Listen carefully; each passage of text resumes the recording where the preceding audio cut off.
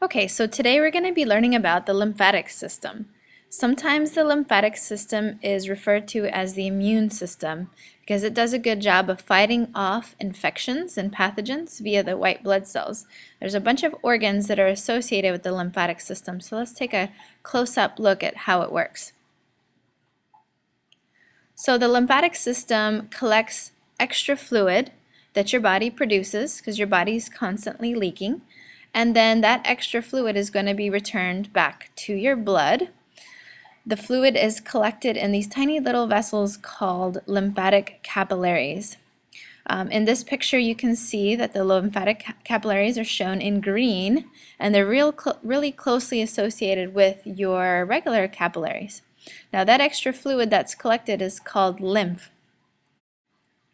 And the lymph is going to be collected in the lymphatic vessels where the lymph travels into lymph nodes, it gets cleaned out, and then all the lymph is going to get returned into some of the larger neck veins that are in the cardiovascular system. Now the lymph nodes are located on various parts of your body. You may notice that the lymph nodes are quite large in your neck, and this is why when you go to the doctor, your doctor will actually feel your lymph nodes to see if they're swollen, to see if you really are having an immune response or not. Your lymph nodes are full of white blood cells, and whenever you're sick and you're fighting off an infection, they'll be full of even more white blood cells than normal. So they'll be definitely very swollen, and your doctor will be able to feel that. Here's another picture where you can see the lymph nodes. They're swollen. Here you're looking at the back of the neck.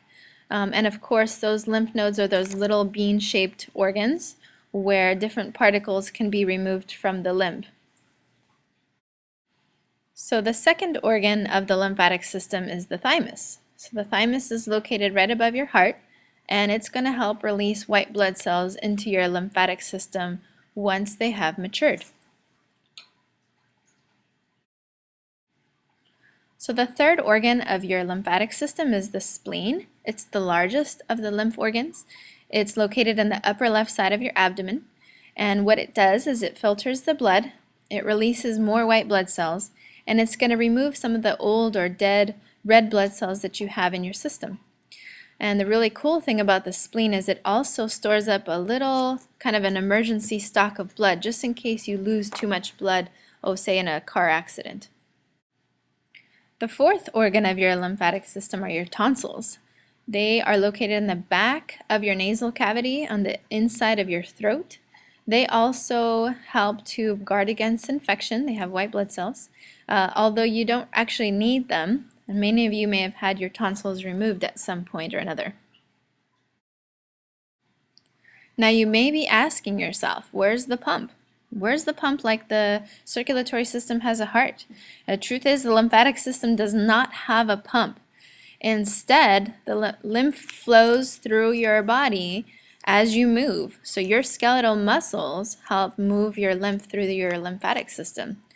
An interesting fact, the lymph flow can actually increase 2 to 3 times while you exercise. So that means that the more you exercise, the healthier that you can be.